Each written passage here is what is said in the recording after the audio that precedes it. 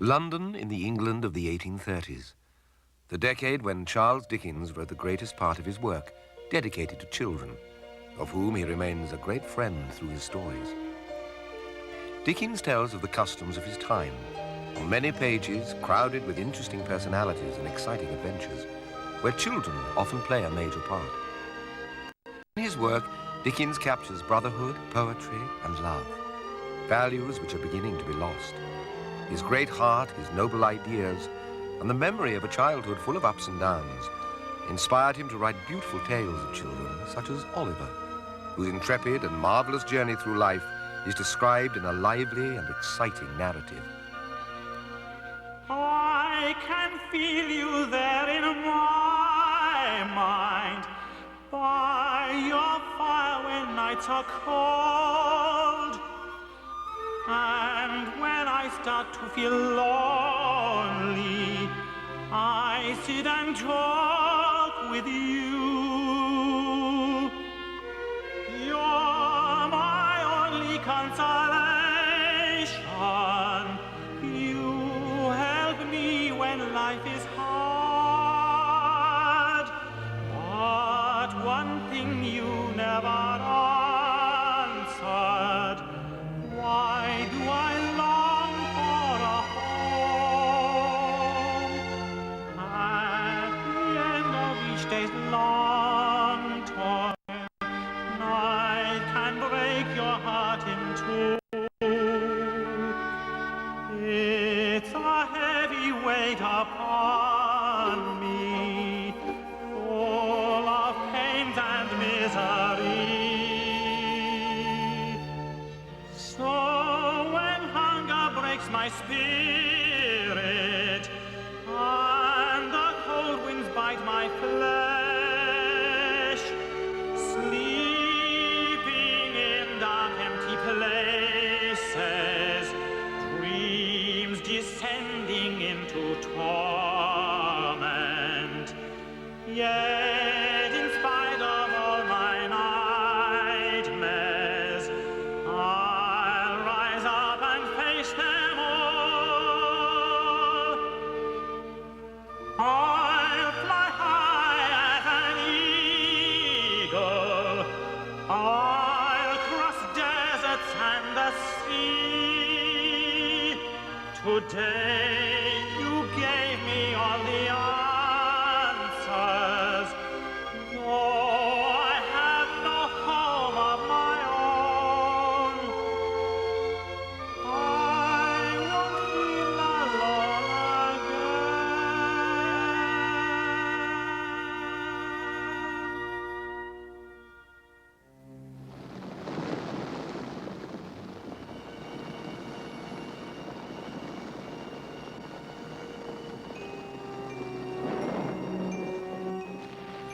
Amongst the public buildings of which a certain city, whose name I think it prudent to keep a secret, there is one which is common to most cities, big or small, the orphanage.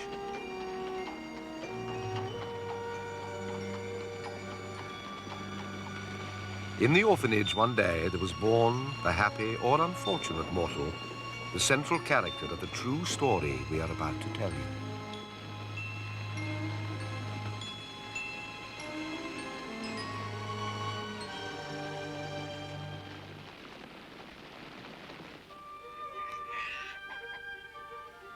Doctor, Yes? let me see my son before I die.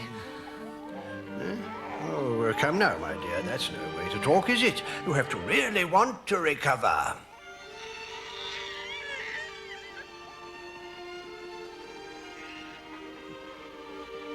She's gone, Dr. Lustball. Oh, poor woman, that's it. One more homeless child for the orphanage. She was a beautiful woman. Where did she come from? Hmm? A long way away, judging by her condition. She was unconscious and her shoes were all worn out. She was lying on a bench when I came across her. Oh, such a sad story, like so many others. Tears are a waste of time in this place, child. No one's going to be sorry for you, and the sooner you get used to that, the sooner you and I'll get on, right? Now, you just hand over that little trinket. You ungrateful wretch. Don't think you're going to stay here for nothing. You take it from me, son. I'm not too proud to accept a gift from someone who's dying.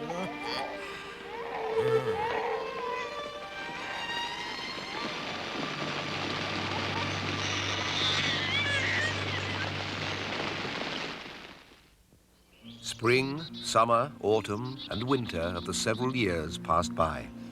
9 long years, during which the hunger and suffering that dominated Oliver's life were not able to destroy inside his little head the clear and untroubled intelligence that he possessed, his family inheritance.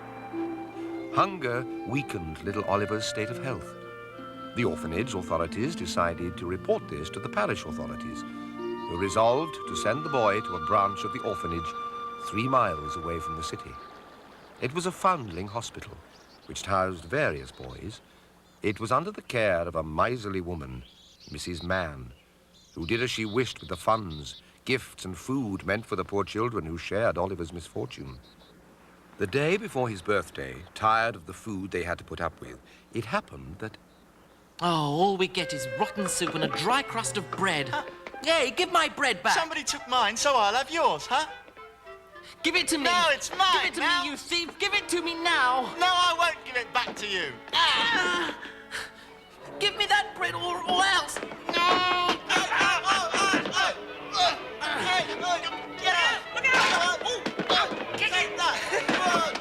Oh, looks, children, no. Oh, heavens, it's a riot, Mrs. Mann.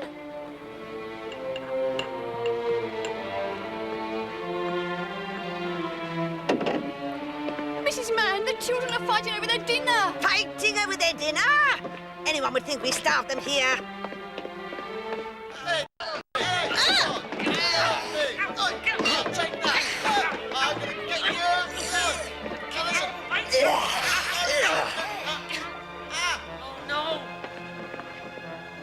I want to know who started this disgusting fight. It was Oliver, Mrs. Mann. It was Oliver. So, it was Oliver. To the coal cellar!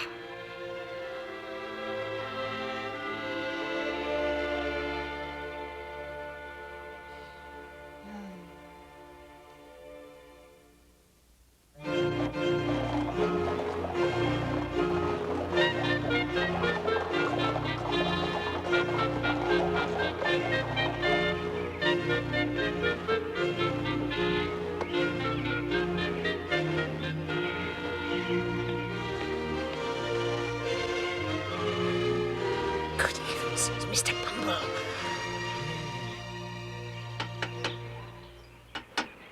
Susanna! Get Oliver out of the coal cellar and give him a good wash down. Smarten yourself up, boy. Mrs. Mann can't keep the beadle waiting just for you, can she? Come on. I am sorry it never occurred to me that the gate might be locked from the inside. Do come in, Mr. Bumble. Please come in. It's so nice to see you. As an official of the parish council, Mrs. Mann, I do not expect to be kept waiting when I come to visit the unfortunate orphans. I'll get straight to the point, Mrs. Mann. It's Oliver Twist's birthday. He's 9 years old. My poor darling little Oliver. What is to be his fate now? For the past 9 years, we've been offering a reward of £12 to anyone who can throw light on his mother's identity. But we still don't know his name and don't know his father's whereabouts. I don't understand, Mr. Bumble. The boy is called Oliver, and his surname is Twist. I gave those names to the boy. Oh, you gave him his name?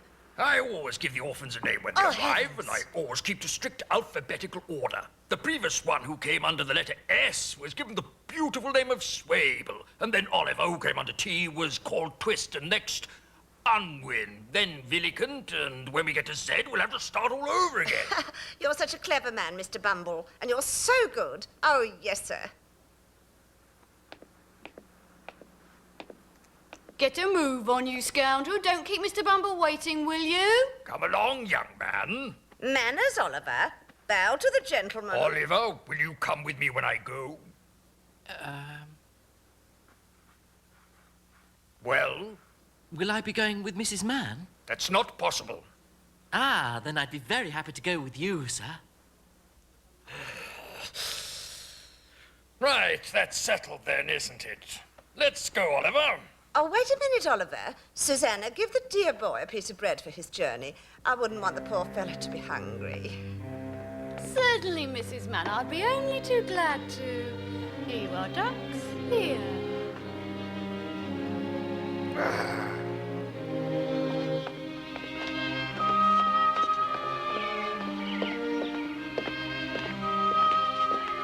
Goodbye, Oliver. Run along now, you're not to keep the parish beadle waiting. I won't forget you. I hope I'll see you all soon. So long, mate. See you All the best. Good night. Bye, Take mate. care. See you soon. Ta-ra. Bye, Oliver. Okay. Bye, bye.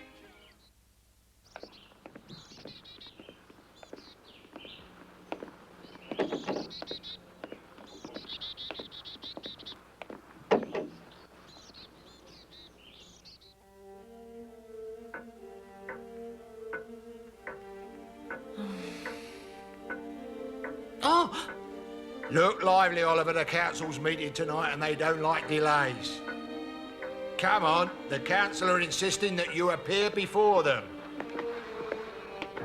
please, sir. What is a council? Stop asking questions and hurry up. Come on and follow me. Very well, sir.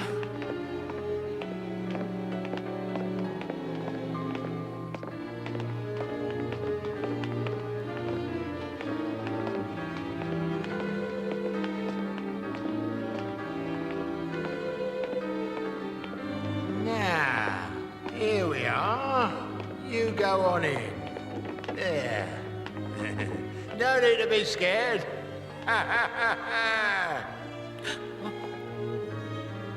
Huh? Ah.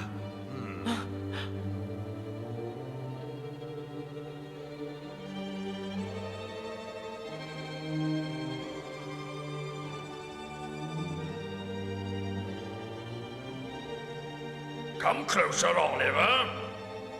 Take your cap off and say hello to the council. Come closer, I said, boy. Your name is Oliver Twist? I asked you a question, boy. What's the matter with you? Are you deaf or are you just stupid? Answer me. Answer the question, Oliver. Come on. Let me try. Is your name Oliver Twist? Yes, yes, it is, sir. And you know that you're an orphan, don't you? What's an orphan, sir? From what I can see, this boy is a complete and utter idiot. Silence, Mr. Rossi. I'll be the judge of that. Of course, sir. Forgive me. You know that you have no father and no mother, and that you've been brought up by the parish. Do you follow that much? He's crying. This is absolutely ridiculous. It's very obvious that this boy has no idea just how lucky he is. Well, that doesn't matter right now. We've brought you here to make a useful man of you, and that's what's going to happen. You have received an adequate education. Not that we've seen any sign of it. You're going to learn a trade, Oliver. Starting at 9 o'clock tomorrow morning. You're going to start collecting firewood. That's the work you'll do. That's how you will earn your living and learn to pay your way.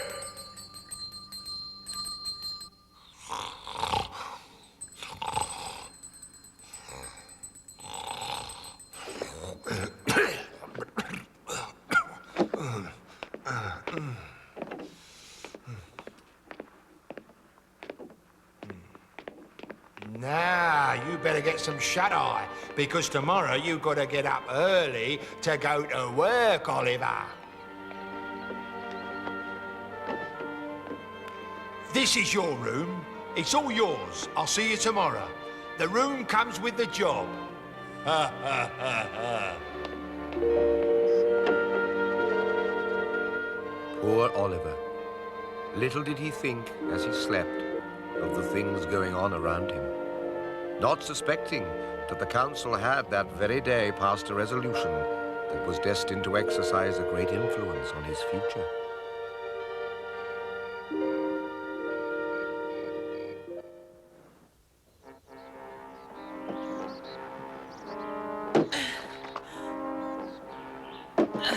Come on, lazy bones, get a move on. I feel so weak. I'm very hungry. What's the matter with you? You had your porridge this morning, didn't ya? And it's not 5 in the evening yet. Yes, sir. Mr. Limpkins was right all along. What do you think this is, an holiday camp or what? We're not a charity, you know, lad. We can't afford to keep shelling out for your meals and all that. Everything's free all the year round. No, son. If you want to eat, you have to work. I don't know what the world's coming to. Everyone expecting something for...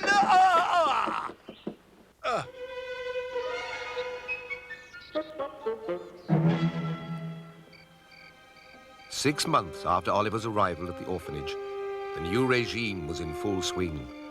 Nobody could stand it. The meager food and too much work had weakened some and driven others to run away. Those boys who were little older than Oliver were beginning to run away in search of their fortune, hoping to find a job, something that could help them survive in such hard times. Well, we'll have to try and find ourselves some sort of jobs, or we'll die of hunger. Perhaps they'll give our share of food to the kids that are left.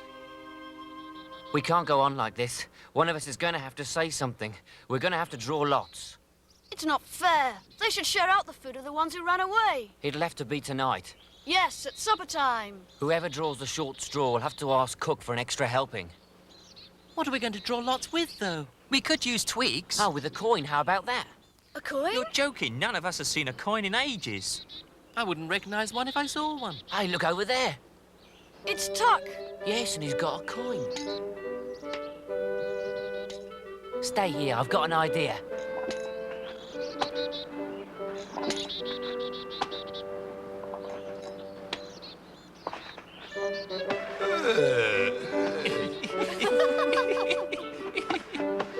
I've got it. That was so easy. What's that? I've never seen one like it. It's a shilling. Come on, let's get on with Let's it. get a move on and look lively, or Tuck might find out that we've taken his money. Come on, you call. Heads or tails? Tails. Tails. Tails. Oh. Tails. You lost, Oliver. Maybe you threw it wrong. Why don't you try another? Not likely. You lost, so you've got to go and ask for more at supper time. You lost fair and square, Oliver. Now this belongs to Tuck.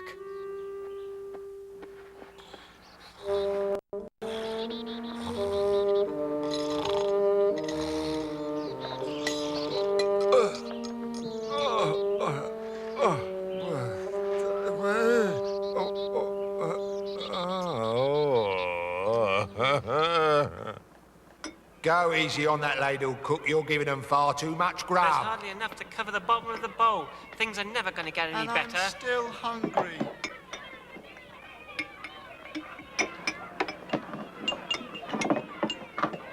Remember, Oliver, as soon as you finish that, What? go and ask for some more. Oh, It's now or never, Oliver. Go on. I don't have to go yet, do I? I've got some left. It was decided fair and square, Oliver, so don't try to get out of it now. Wouldn't it be better if we all went to ask for more? No, so you get up and get on with it. Yes, Oliver, you get a move on. Go on, off you go. Wait a minute. If we all go, we could... Just you, Oliver. Oh, but... No excuses. Oh, I still Get think on with it, Oliver. It's not Do a good it. idea.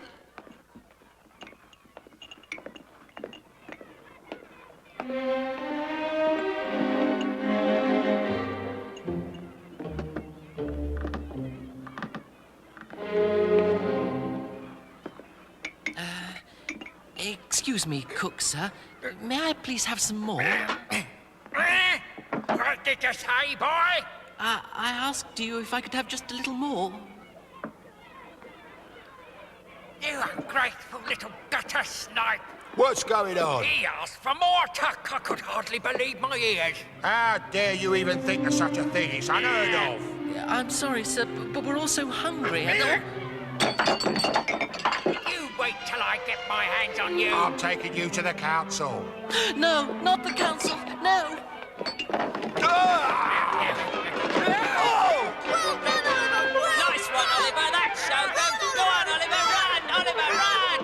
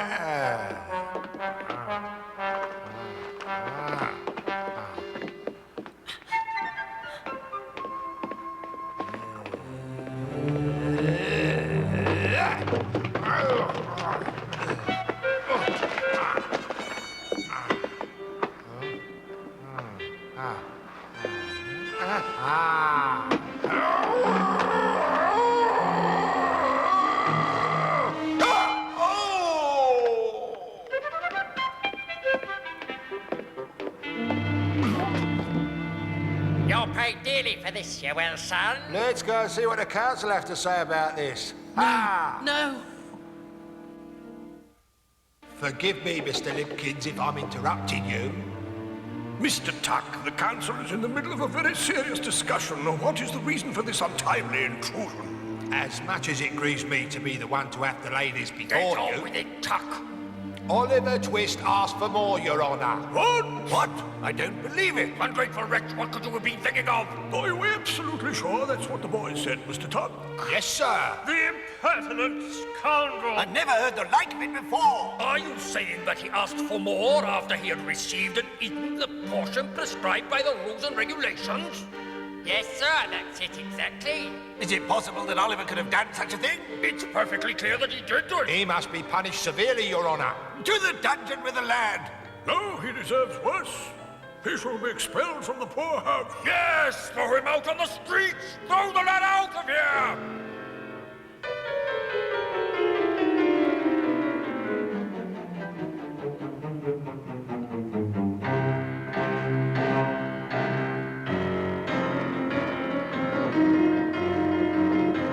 He's an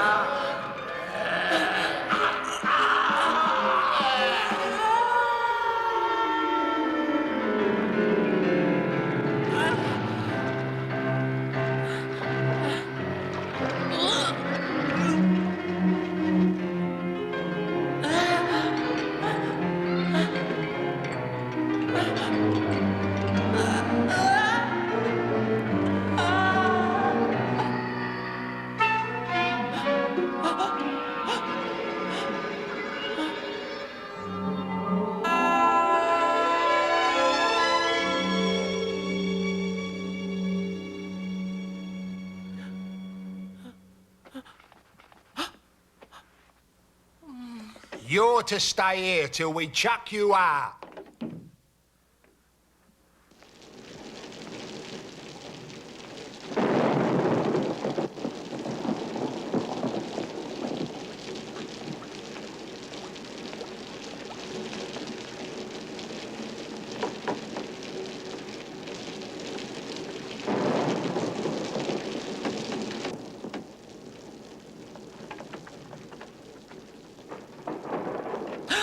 Come on, Oliver. Let's get out of here. But where are we going? No questions. Come on.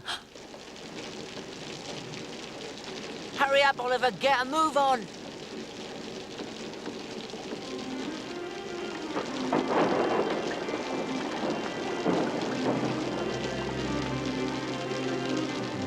Quick. Get under there. Tuck. Come on. There's no time to waste. But what's Tuck doing I'll explain later.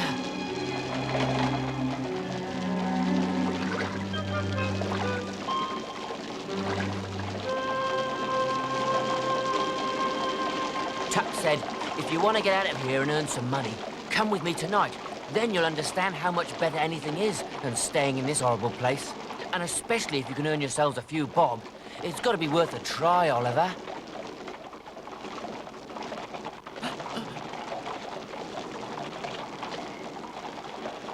What's that? It's a hamster.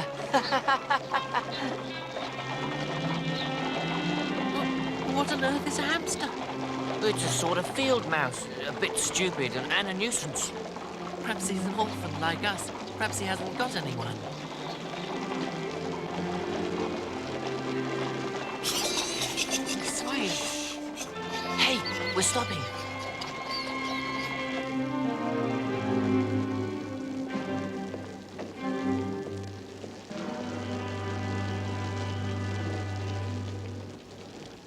How many boys you got? I've got 4 outside in the wagon. 4? Is that all? I told you I wanted lots more. Lots more. It ain't as easy as all that, Fagin. If any more boys disappear, the council will get suspicious. You're an idiot. Dodger, get down here. Here I am, Chief. I'm on my way. What can I do for you? There's a wagon outside, Dodger, and in it you'll find 4 new workmates.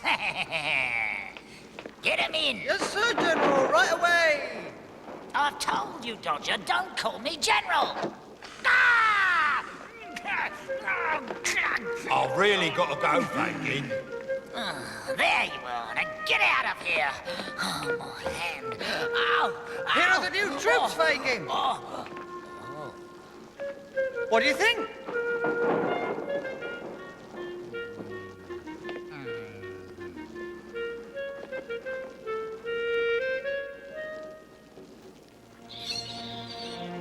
This last one's got a pretty face, but he looks far too innocent for our type of work.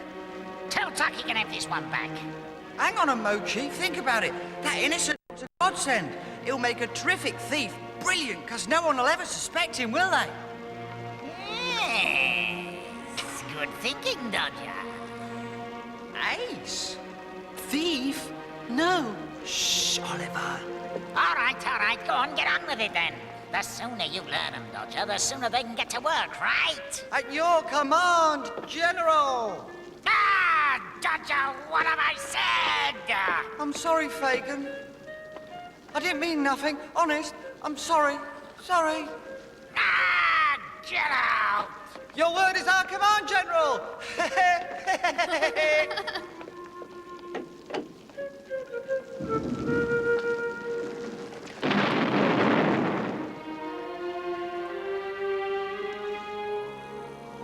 I'll get you, you sewer rat, and when I do, I'll wring your filthy neck.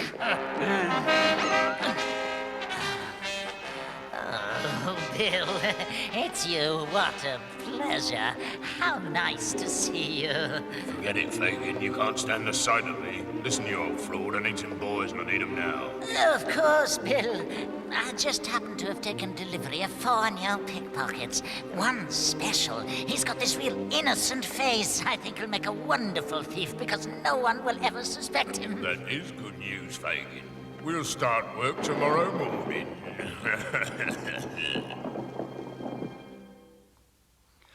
Right now, it's as easy as falling off a log. You've just got to use your head, be a bit nifty with your hands, and a good pair of legs to get you out the way in an emergency. And afterwards, we'll come back here and hand over the loot to Fagin. That's it? Yeah, then back here for supper and we can eat all we like. Really tasty. Sounds like a good deal. Yep. But stealing's dishonest. But it's not stealing, it's only sort of, pinching a bit. Pinching's wrong as well, Dodger. Well, no, not really. I don't think so. Oh, yes, it is. Nancy! Dodger, you know that stealing's wrong. Well, begging and stealing is just another way of getting all the things that we need to live each day. But stealing in the streets from the people passing by is not the way we should live, and here's the reason why. Please understand, dear Dodger, that we should do our best to live our lives together with love and happiness. I know that you're not selfish, you're not an evil boy, but living life as you do, you'll never live in joy. It's wrong to keep on stealing, you know it's very bad. It's not so bad. It's very bad. Okay, I'll try.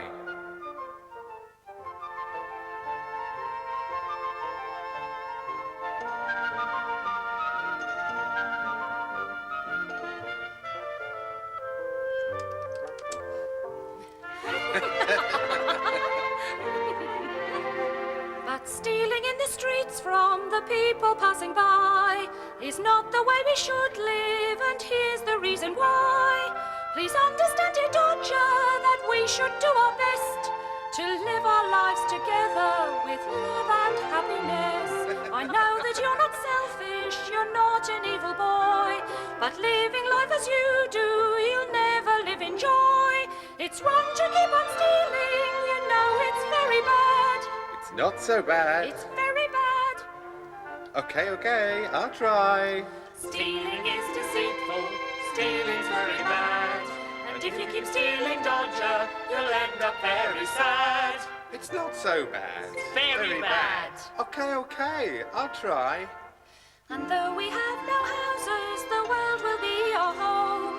As long as we're all together, we'll never be alone. We'll live our lives together With love and happiness.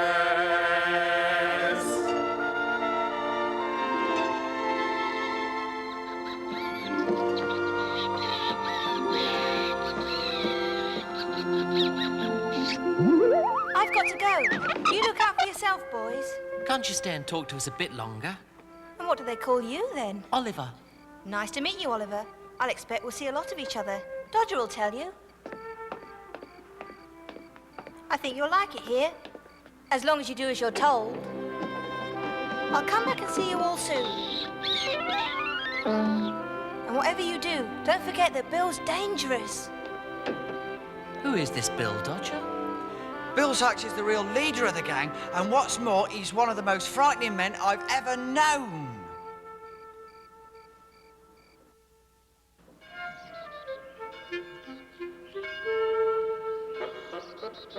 The following day, just as Bill Sykes had commanded, the boys went out on their first job.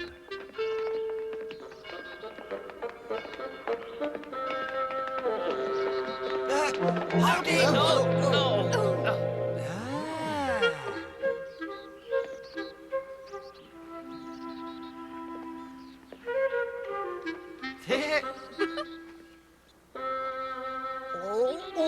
And a very good morning to you, madam. I wonder if you could possibly help me.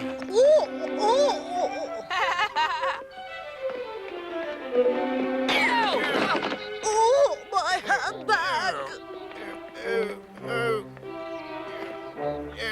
Where's my hat? There it is.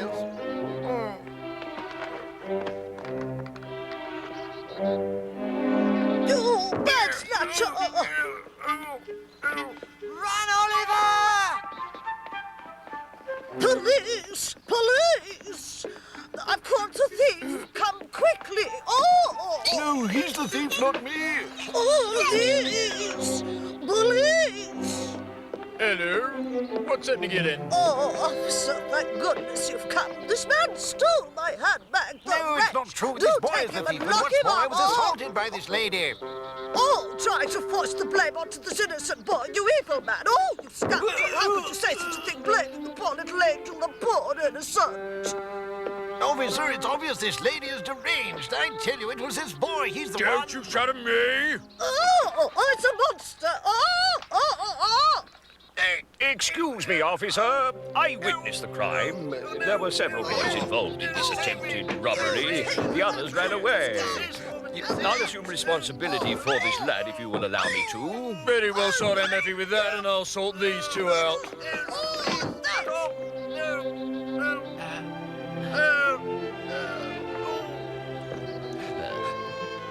Tell me, boy, would you like to come to my house and have lunch with me there? Yes, sir, I would. Is this little animal your pet? Yes, sir. His name's Oscarine. He's a hamster.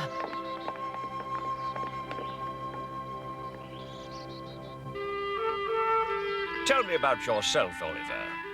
Tell me where you come from, how you arrived at this predicament, and how you got to know those urchins you were with today. And tell me the truth, mind. Then you can be sure that for as long as I live, you will always have a friend. Oliver Twist told his short and sad story as best he could. But why was Mr. Brownlow staring at the little boy in such a strange manner? Perhaps because Oliver's features were almost identical to those of someone else, bringing back the deepest memories. You poor little unfortunate thing, how you've suffered. You help yourself. Go ahead now, eat up. Perhaps you'd like a little wine too? No, no, thank you very much. I think you've done more than enough already. Oh, what goodness and gratitude there is in the heart of this boy, Mr. Brownlow.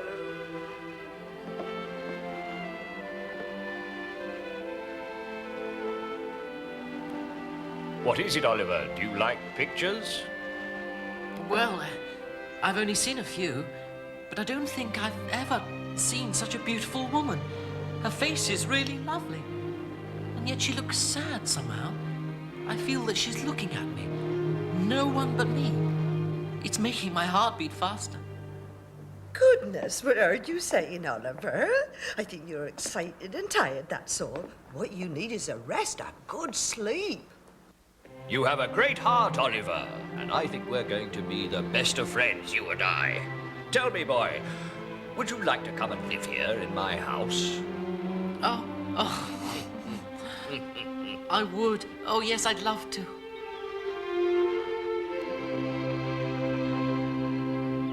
You fools! Where's that boy, Oliver? They'll have him behind bars by now, you useless idiot. You tell me, you grovelly little worm. Where is he, eh, Megan? I don't know. It was some rich gent, Bill. He took him home with him. You tell him everything. He'll leave the truth. Oh, no, Bill. Oliver won't tell. Oh, yes, he will. The little squealer's tricked us. Now listen to me carefully. I want that young whippersnapper back here. I want him right away. Yeah, but how, Bill? I don't care how you do it. If he's not back here soon, you'll all pay for this. Understand? For the first time in his life, Oliver was happy in Mr. Brownlow's home. Now he had what he had never known before: well-being, peace, food, and above all, love and the warmth of a heart. Yes, Oliver had won the affection and the love of the whole house. The little fellow would from now on be surrounded by all the best of attention. And soon, he too would feel the duty to serve, an opportunity for which would soon present itself. Mrs. Bedwin, would you call for the manservant? These books need to be returned, and I must pay the bookseller for my last purchase. I'm very sorry, Mr. Brownlow, but all the servants are out at the moment. Oh, how annoying. The bookseller isn't a rich man, and I'd like to pay my debts to him immediately. I could do it, sir. If you'll allow me, I'd like to go. Well, I suppose. What a good idea, sir. Why not send Oliver? I'm sure you can trust him to take the greatest care of the books. Very well. Return these books to the bookseller with my thanks, Oliver, and tell him that I'm paying him the £4 10 shillings which I owe him. Now, here's £5, and he'll give you 10 shillings change. Yes, sir. I'll be back in less than 10 minutes. See him to the front door, Mrs. Bedwin, and explain to him how to get to the bookshop. Of course I will, Mr. Brownlow.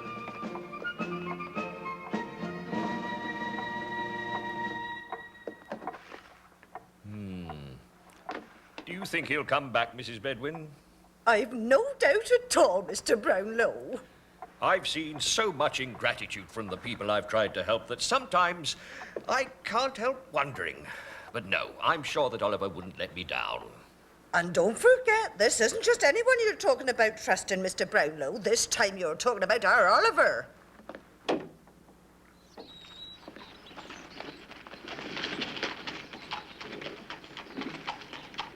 You swore to me that Oliver had been taken to this part of town. Well, we've been looking for him here for over a week now, and we haven't caught sight of him anywhere. Please, Bill. Oh, please, Bill. No. I told you the truth. It's not my fault. We can't find him. Let me go. I'll make you pay for that. Oh, I've spotted him. He's over there. Now I'll give him what he deserves.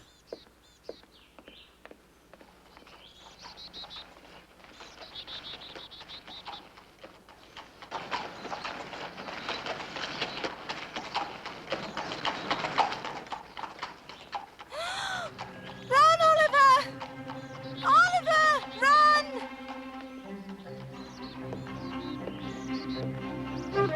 Quick, Oliver! Don't let them catch you!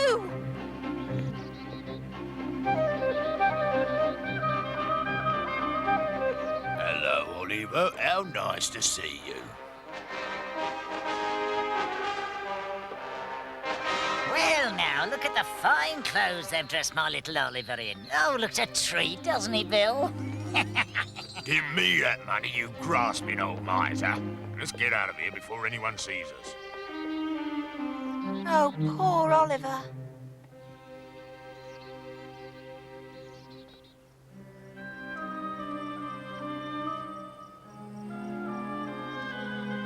Oh, it can't be true, sir. It really can't be. The servants have been back and forth to the bookshop at least 20 times, and there's still no sign of little Oliver. Something must have happened to him. I'm so worried, sir. Draw the curtains, Mrs. Bedwin, and put out the lights if you would, please. Oh, yes, of course, Mr. Brownlow. Oh, and Mrs. Bedwin, get everything ready. We're going away on a journey. First thing tomorrow morning. Would they be prepared to abandon Oliver to his fate? To expose him to the cruel treatment of some unscrupulous man? Yes.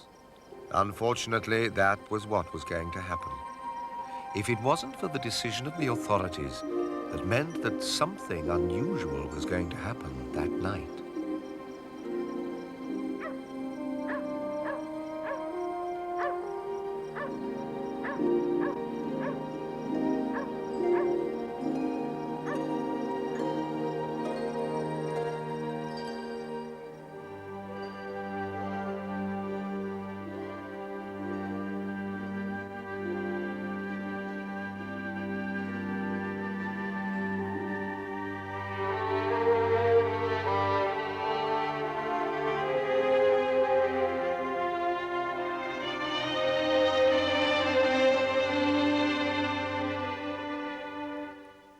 Venus, mother of stars, high above, please hear my plea.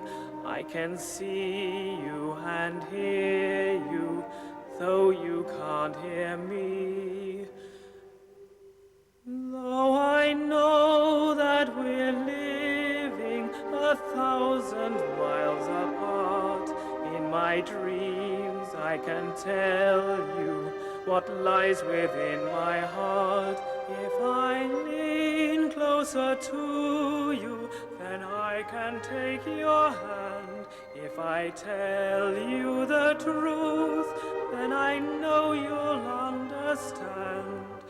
And if you should meet someone I once cared for, please tell him I could never deceive him for the world. Tell him I'd love to see him, and I ask his forgiveness. Venus, mother of stars, I give my word.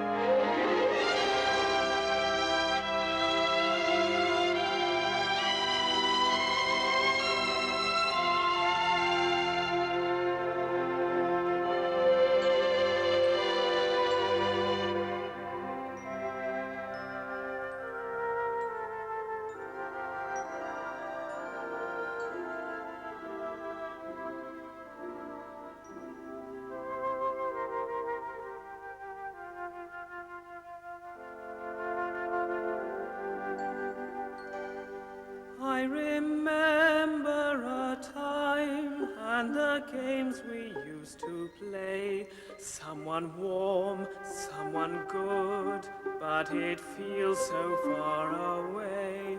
As I wake with a shiver, the rain begins to fall. First she's there, then she's gone. Now there's no one there at all.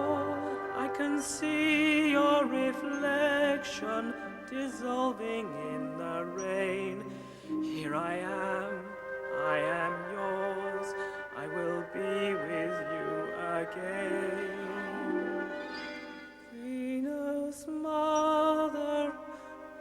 of stars, are you there?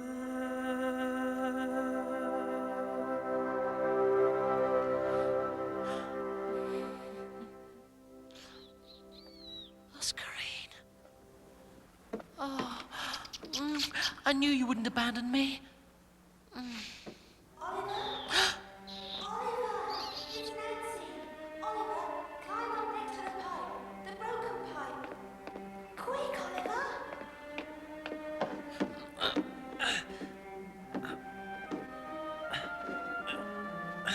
I'm here, Nancy. Listen carefully, Oliver. I haven't got much time. I might get caught. I overheard Fagin and Bill saying they're going to take you with them to burgle a house. They said it was going to be tonight, Oliver. They're taking me? Need a boy who's small enough to squeeze through a window and open the door. Listen carefully, Oliver.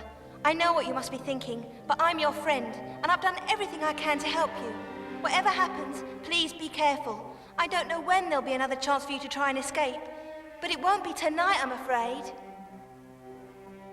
I know how much you've suffered, Oliver, and I know how hard things have been for you here, but don't do anything foolish. Bill Sykes is a violent man, and he'll stop at nothing if he's crossed. You must do everything he tells you. Pretend to go along with him. That way you'll come to no harm. Do you understand? Don't forget a single word I've told you tonight. And take care of yourself, Oliver, for me. If I could help you more, I would. But it's impossible. Goodbye, Oliver. Right, you horrible little good-for-nothing. Come on, get a move on. No, Oscarine. I'm afraid you can't come. Coming, sir.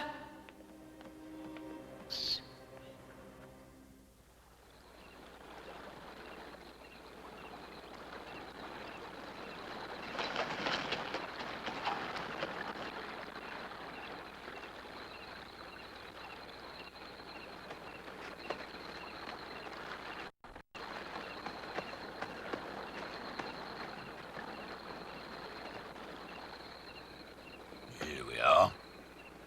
Listen to me very carefully, Oliver. You've got to go in through this window, and once you're inside, you'll find a corridor, and you follow that along until you come to the front door, and that's the door I want you to open. Do you understand what I'm saying, boy?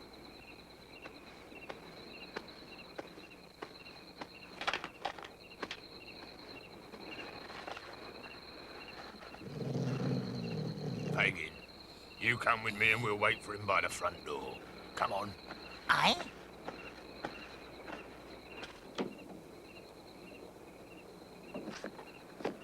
Oh, get a move on, Fagin. Yeah, I'm just coming. Coming, Bill. Just coming.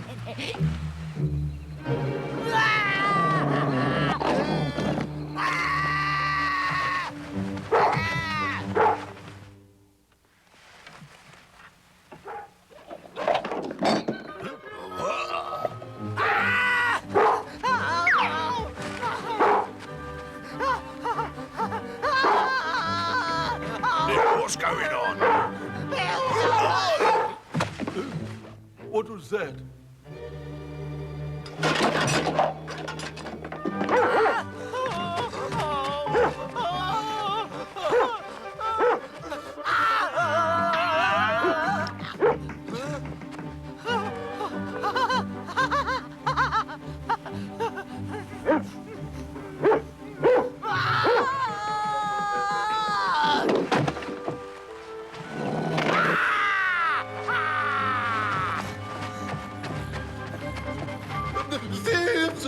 Thieves! Stop it,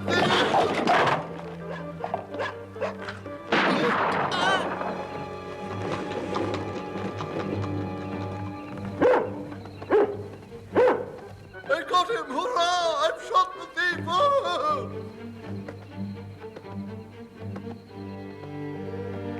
What is it, Mortimer? I shot him, Mum. The thief, that is. Look, there he is. Oh, no, but he's only a boy. Oh. Oh. I've milled a kite. I mean, killed a mite. Quickly, go and call the doctor. Take him up to my bedroom straight away and don't say anything to the police. Oh, dear, how awful.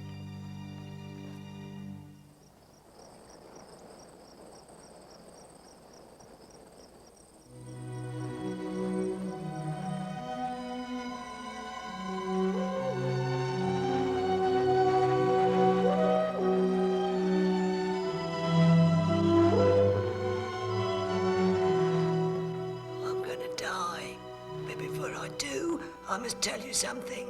Yes, what is it, Sally? Listen to me carefully, Mr. Bumble. It was in this very house a long, long time ago. In this very house, I was looking after a young woman with a face like an angel. She arrived in the middle of the night and her feet were bleeding from walking so far and she collapsed from exhaustion. She gave birth to a baby boy before she died. And what is it that you wanted to tell me? That I robbed her. I robbed her, sir. That you robbed her? I took the only thing of value that the poor woman owned. It was a gold locket. She wore it round her neck. May God forgive me, oh, Mr. Bumble. Mr. Bumble, it was the only thing in the world that might have helped her poor little son. Well, go on, Sally. What happened next? I want to know. She entrusted me with the locket and told me to take great care of it. It was the only thing she had that could prove the identity of her baby boy. I remember her saying to me, "Don't let my son be brought up as an orphan. You must help him to seek out his relatives." Inside the locket was a portrait with a name and a gold wedding ring. What was the boy's name? You named him, sir. Oliver Twist. The small boy was so much like his mother. And the gold, Sally. Tell me, where's the gold? The locket I took from her, sir. Here it is. Oliver Twist. Oh, tell me, Sally, my dear, how are you feeling? It would appear she's dead. The boy doesn't look like a robber's accomplice to me. You can't be sure, Rosa. These days you'll find that evil is everywhere. But surely, Dr. Losborn, you can't believe that such a delicate young boy could possibly be involved with a band of thieves and criminals? Well, perhaps you're right. The boy certainly has a gentle face.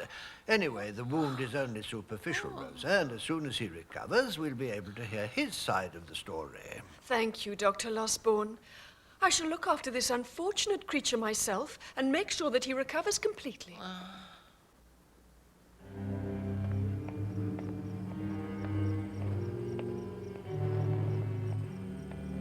I'm telling you it's the truth, Bill. I saw him take the locket with me own eyes. It can't be true. I won't stand for it. We've got to stop this Bumble finding out the identity of the boy, otherwise we're all lost. Well, perhaps the boy's dead, Bill. After all, we did hear him firing that gun. If only he was. Well, I'm going back there to find out. And you can come with me, you little weasel. Oh, no, Bill. You know what a weak stomach I have. And besides, I have to be here to protect my boys. Tuck, can you take me to your friend Bumble? I think we should ask him for a loan of this locket. Of course, Bill. It will give me a great pleasure to pay our friend a visit. Let's go and tell Nancy about this straight away, Swable.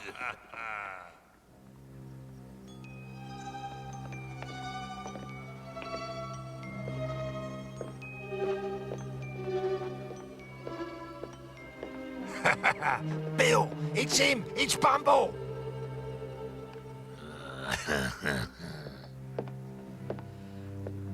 Landlord, a beer, if you please. Oh, no, of course, sir. A very good evening, sir. Excuse me, I don't think I've had the pleasure. Oh, no, indeed, sir. I think you'll find the pleasure is entirely mine, Mr. Yes? Bumble. What do you mean? Hello, Mr. Bumble. Tuck, what are you doing here? Excuse me, here's your beer, sir.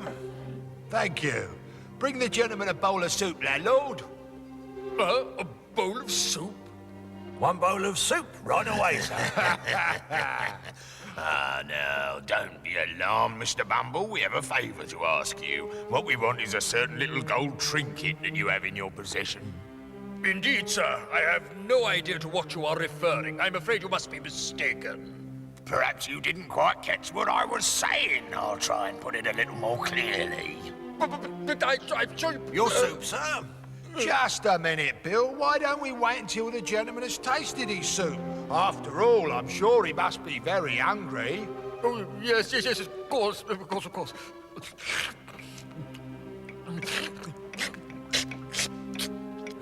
I see you enjoy your food, sir. Now, if you'd be kind enough to hand over that trinket... Yes, you mean the locket. Oh, yes, of course.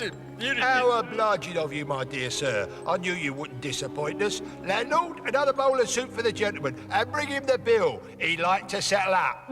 Another bowl? Coming up, Let me put it this way, sir. I don't think the climate in London is going to suit you very well at the moment. I've heard it's going to get very cold. Now, why don't you just go away and never come back? If you say so, of course, first thing in the morning. I regret we won't be able to stay and enjoy your company, but unfortunately we're in a bit of an hurry, aren't we, Tuck? Goodbye, Mr. Bumble. It's been a pleasure doing business with you. Your soup, sir. Duck, why soup? I'll tell you why, Mr. Bumble, because you always gave it to the boys. Oh.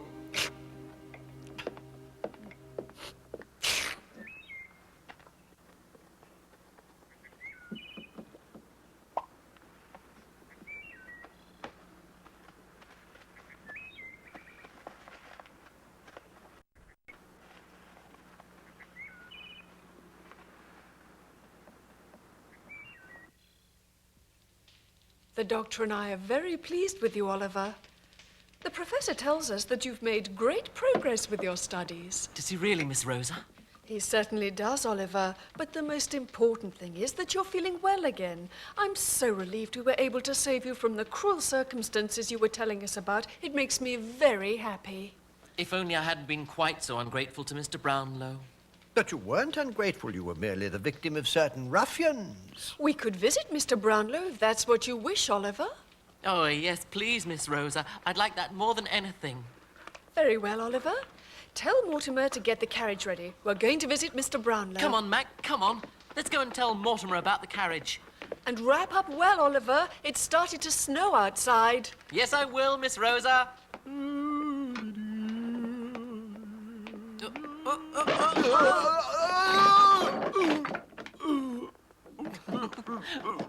Mortimer, get the carriage ready. We're going to Mr. Brownlow's. Oh, I see. Yes, sir.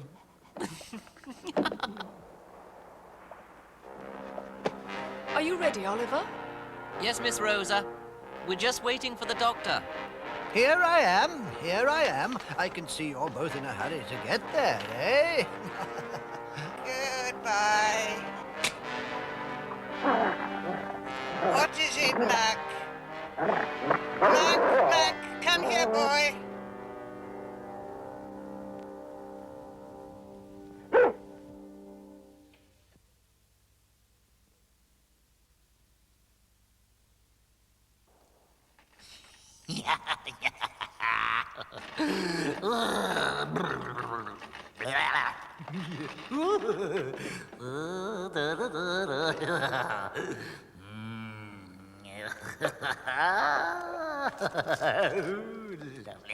Lovely. Yeah. Oh,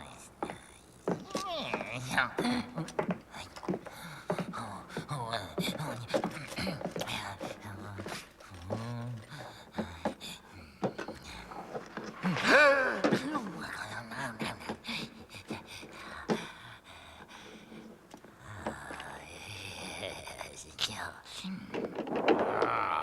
So there you are. Silly little worm. The boy's still alive. Do you hear that? Oliver's alive. I swear I won't rest until that boy's dead.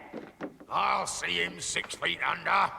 Look, Bill, why don't you forget about him? After all, you've got the locket and no one will ever be able to find out who he is now. Never! No one makes a fool out of me. Besides, while the boy's alive, he can still squeal on us. You thought of that? No, we can't take the risk. The boy must die. Not so loud, Bill. Someone might hear us. Let them hear, you horrible little snot gobbler. Don't look so worried, Oliver. Perhaps they've gone away on a short trip. I'm sure they'll be back before long. Oh, but you don't think that Mr. Brownlow has gone away because he's angry with me, do you, Miss Rosa? Of course not. Don't you worry now, Oliver. I'm sure that there's a perfectly reasonable explanation and that they'll be back in no time at all.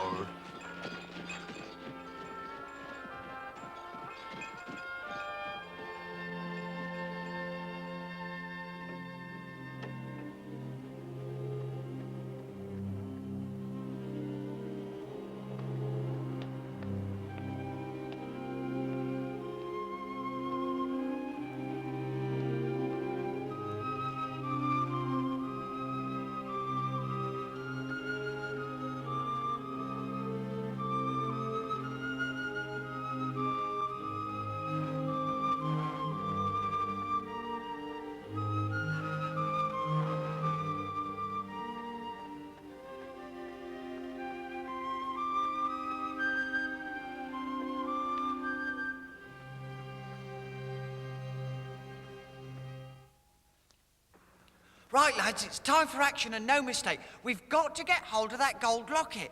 I've already consulted with Nancy and she's told me young Oliver's alive. But how are we going to get the locket?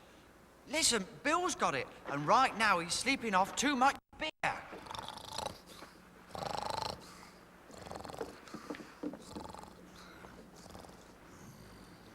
Right, lads, let's get on with it, shall we? But how are we going to manage it, Dodger? That's easy. With Oscarine. I've given him precise instructions.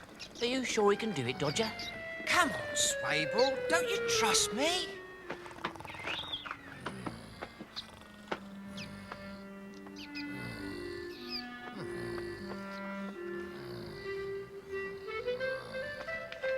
Quick, quick, quick, quick, quick, quick, quick.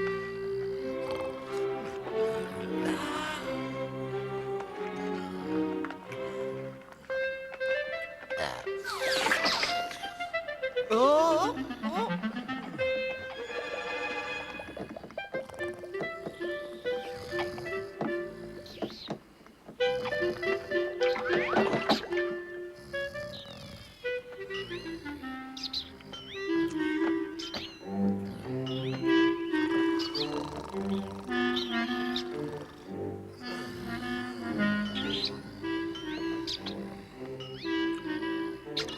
Oscarine! Oscarine, get the locket! It's in Bill's bag!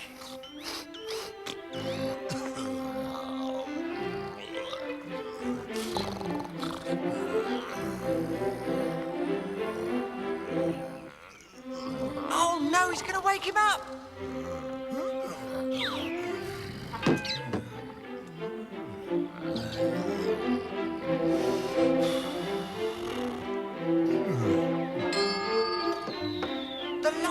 Oi, careful, Dodger.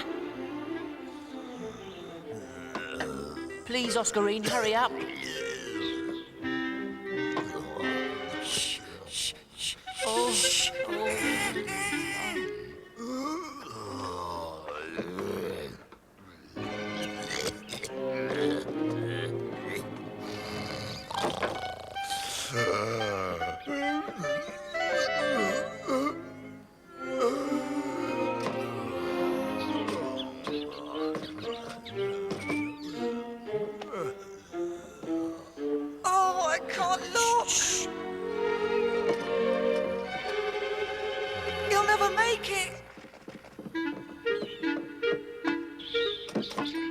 What's this rope doing here? And where have you been, girl? I've been out, Bill. I've stolen something really nice for your dinner. Liar. Look out behind you! There's a man! What?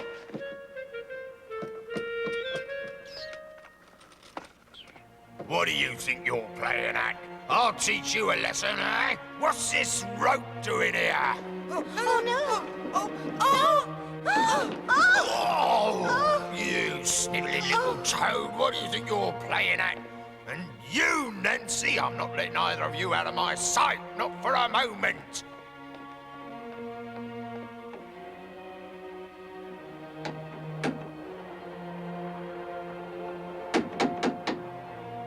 I'm afraid Miss Rosa isn't at home. Oh dear. Rosa, marvellous news. I just happened to be passing Mr. Brownlow's house, and I saw an elderly gentleman getting out of a carriage and going into the house. I asked his housekeeper immediately, and she confirmed that it was Mr. Brownlow. Isn't that wonderful, Rosa? Of course, Doctor. It's just that something's troubling me at the moment. As I was coming into the house earlier on, Doctor, a young girl was waiting outside and she gave me this letter to read and said that if I really did love Oliver, then I was to read this letter very carefully. Would you like to see the letter? You read it. Hold this for a moment, Mortimer. There's a good chap. Yes, sir. No, I don't understand a word. No, I think it's upside down. Doctor, allow me to take your cup. Now, I am a member of the gang of thieves run by Fagin. I can tell you about the only evidence that proves who Oliver really is, but I tell you that this proof could cost Oliver his life unless you do something quick. I've slipped away from some people who wouldn't hesitate to kill me if they knew I'd done this. Bring a good friend with you and meet me next Sunday. Be at London Bridge at midnight. I'll be there if I'm alive and well. Oh, yes. Now you can understand why I'm feeling so very troubled and nervous, my dear Doctor. Rosa, I'm sure things aren't as black as you're painting them. Don't worry, Oliver is with us, and we'll see that no harm comes to the lad. But it's not just Oliver's safety I'm thinking of, it's the safety of that young girl, too. She's risking her life to let us know Oliver's true identity. But what does Oliver's identity matter? He's happy here with us, Rosa. It is important, Doctor. The boy has a right to know all about his family. Yes. Would you like you to pour me another cup of tea, Doctor? Of course, and there's no doubt at all, Rosa, that we'll have to exercise the greatest care. I believe we should go to Mr. Brownlow immediately and tell him all about the letter. Are we going to tell Oliver? Oh, no, Doctor. He mustn't find out anything about this until the matter has been resolved. Rosa, are you sure that this... We shall call on Mr. Brownlow immediately. We must be careful, Rosa. Do you really think Mr. Brownlow will...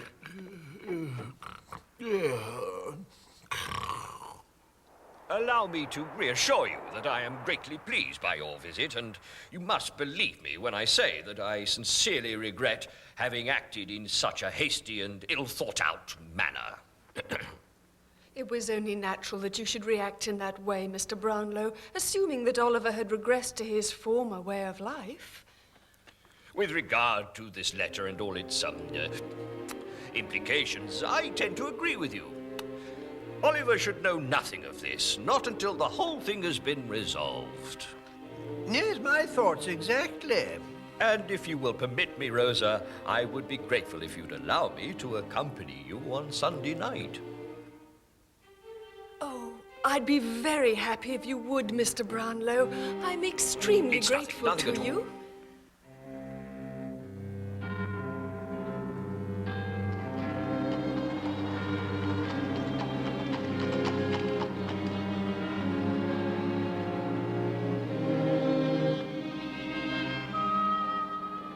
Do you think she'll come, Mr. Brownlow? Let us hope so, my dear. Look, there's someone coming. Yes, it's her. Please, anyone can see us here. Let's go to the bottom of the steps.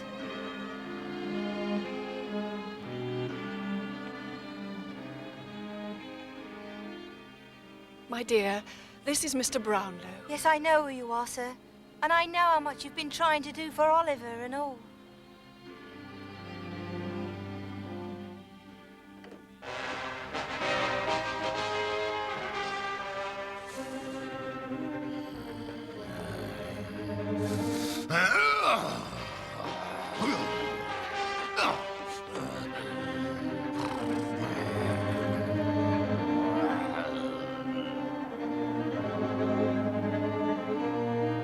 But what or who is it you are afraid of, Nancy? I can't tell you, sir. But all day I've had this terrible feeling that something dreadful's going to happen. Does anyone else know that you've come to meet us here tonight, Nancy? Anyone? I don't think so. In your letter, you said you had information which would prove Oliver's identity. Not so much information as something I've got, Mr. Brownlow. Explain yourself, my dear. I have something that belonged to Oliver's mother. To Oliver's mother? Are you sure about that? Yes, as sure as I'm standing here. I wouldn't lie to you. And this thing proves Oliver's identity? Judge for yourself, sir.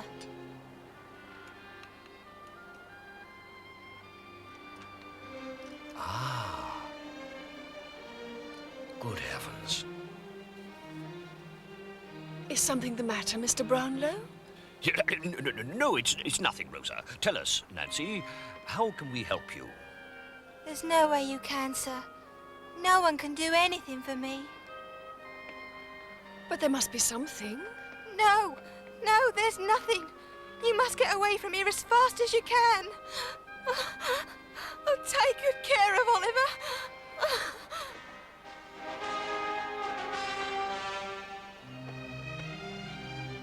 Have courage, Nancy. Nancy! Is there nothing we can do, Mr. Brownlow? It's awful. Poor creature. What will become of her?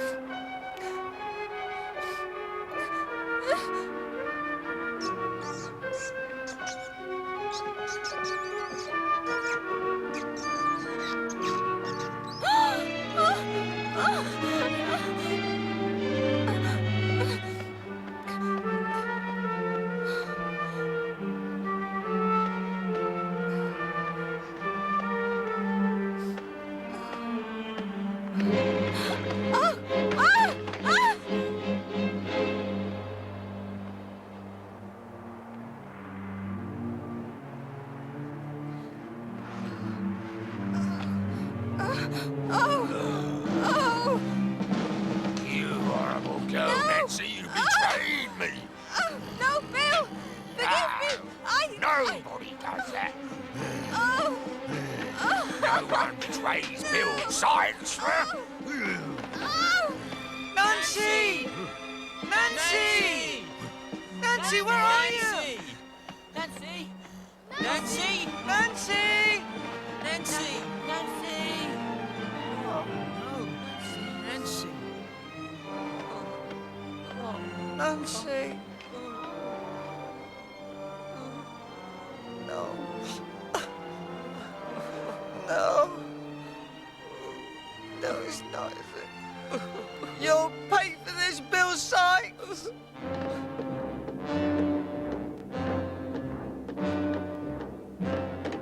Fagin! Tuck! What's going on? Oh, yes, that's good. What are you doing? There's something going on behind my back. Oh, no, nothing of the sort, no. You betray me and you'll regret it. Oh, no, Bill, no, I swear we'd never do anything like that. Oh, no, never. I hope not. For your sake. Quick, give him some money, Tuck. Come here, you horrible little man. Don't hit me, Bill. No, don't. And where do you think you're going, vermin? Nowhere, Bill. I wasn't going nowhere. No, I'm... What is going on here? Aren't you pleased to see me, Bill?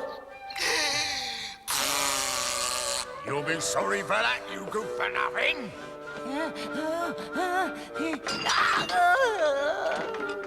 I'm getting angry. I might have known I couldn't trust any of you horrible boys. We're not in a hurry, Bill, are we, eh? Where's Nancy, then? You little rat. Quick, over here! Quick!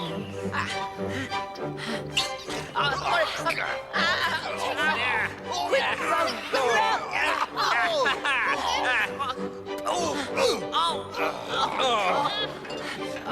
Got him! Oh, hang on!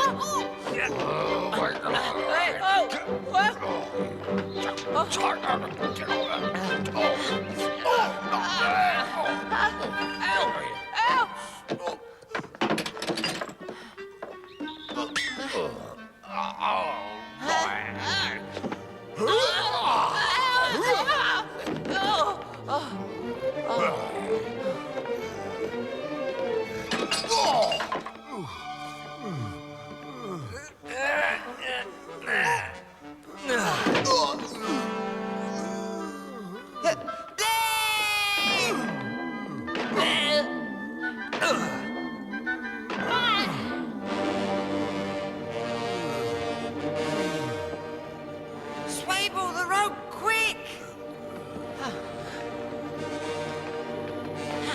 I've got his feet. It's all right. Look out!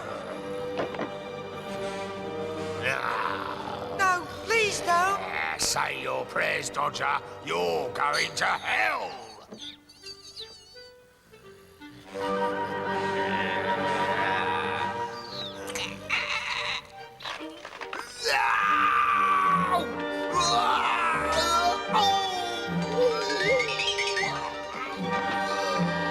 Quick, he's getting away!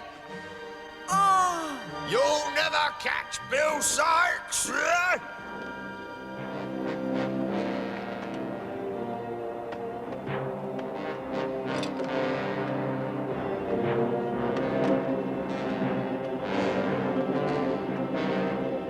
He's getting away across the roofs.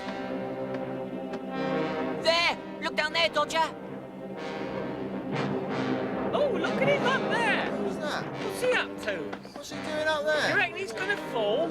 He will if he doesn't watch It himself. might be a suicide. You reckon he's going to jump? Yeah.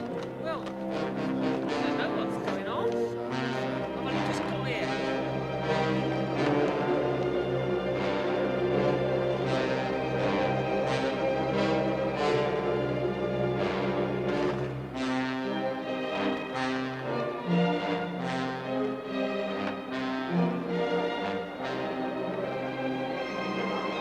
I know who that is. It's Bill Sykes, the murderer. Look, Swable, he's getting away.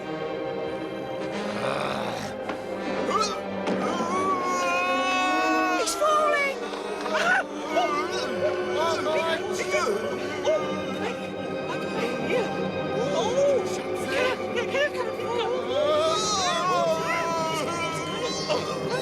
You're not going anywhere now, you murderer. But Swable, how did the police find out so quickly? Dodger! Look, it's Mr. Brownlow. Mr. Brownlow! Hey! Hey! Hey! Let's give the police a hand. What are you gonna do?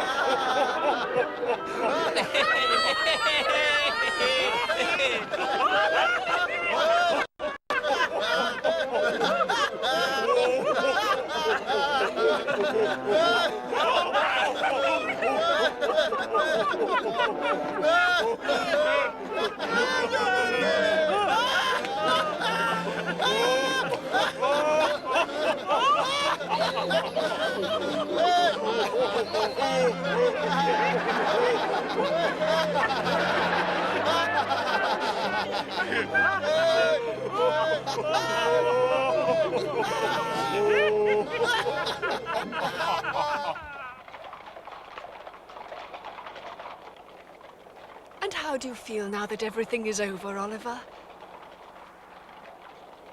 Oh, I'm fine, Miss Rosa, thank you. But I can't help thinking about poor Nancy.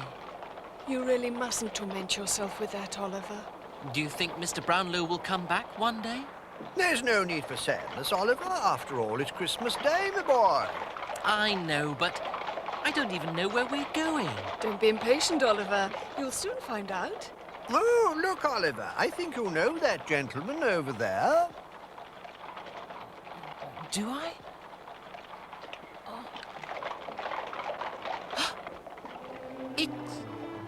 It's Mr. Brownlow. Yes, Oliver, it is. Stop, Mortimer. Mr. Brownlow, it's me, Oliver. Mr. Brownlow, it's me, Oliver Twist. Oh, Oliver! My lad, you're Mr. back. Brownlow. Oh. Oh.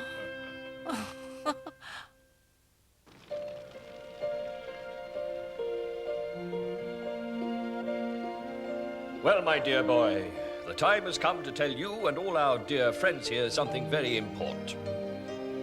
My dear friends, I have the greatest pleasure in telling you that this boy's days of suffering and neglect are over for good, because we have found now the key to Oliver's identity. We know who his mother was and the family to which he rightly belongs. My family? You mean I really do have a family, Mr. Brownlow? That's right, Oliver. Yes, you do. And from now on, you're going to live with them. But I want to stay with you. I don't want to go to anyone else, even if they are my family. I want to live As it happens, that doesn't present any problems because I am your family. Welcome home. We're related? I don't believe it. You, Mr. Brownlow? Yes, yes, my friend. And I discovered it the very Sunday night. At the very moment that the poor, unfortunate Nancy gave me the one thing that she knew could prove Oliver's origin. Since inside the locket were the portrait and name of Oliver's mother. But what Nancy didn't know is that this woman was not only Oliver's mother, but also my daughter. Oh, Agnes. Yes, Agnes, Mrs. Bedwin. My adored daughter Agnes, faced with my opposition to her marriage, left my side to go and live with the man she loves so much. A short time later, we learned that her husband had died and that she, being with child, had returned from abroad to ask my pardon and for my support. But alas, she never reached me, and somewhere or other she died, giving birth to my grandson, Oliver. Good heavens, would that be the unfortunate girl whom I attended at the orphanage? It must be all of 10 years ago. It's quite probable, Doctor, seeing that Oliver is 10 years old now. Oh, to think that that was your daughter, Mr. Brownlow. And of course, that night, someone must have stolen from her the only thing of value she had left, this beautiful gold locket. May I keep the locket, sir? It's yours, Oliver, yours and no one else's. I know your mother would have wanted you to have it. Wear it close to your heart. Oh, Mr. Brownlow, I'm sure I can hear some singers outside. Listen. Upon my soul, Oliver, do go and see who these singers are. Tonight a babe young and tender is born, and you hope shines. It's them, all my friends, that's who it is. They've all come to look for me.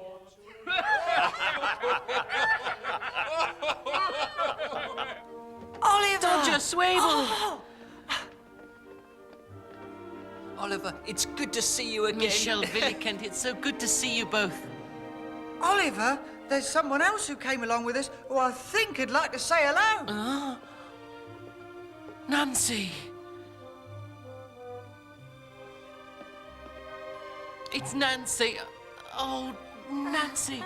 I thought that... Oh, no, Oliver. I'm all right, luckily. And look who I've brought with me. Oscarine. Oh, what a wonderful Christmas it's going to be for us all. And we'll all be friends for as long as we live. Forever and ever. Yes, we will, Oliver. From now on, we shall all of us live together as one great, big, happy family forever and ever. Tonight the world feels a splendor, the harmony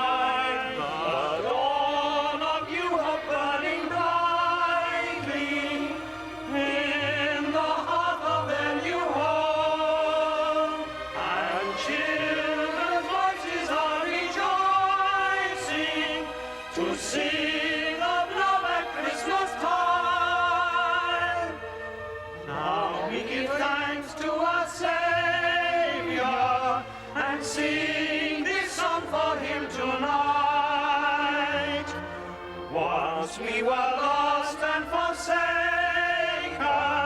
until we saw his guiding light. As we gather here together, hearts are filled with Christian love. Man will live in peace forever. We praise our Lord in heaven above. When the world can live together, it will be a better world. When the world can live together, each day will be always Christmas time.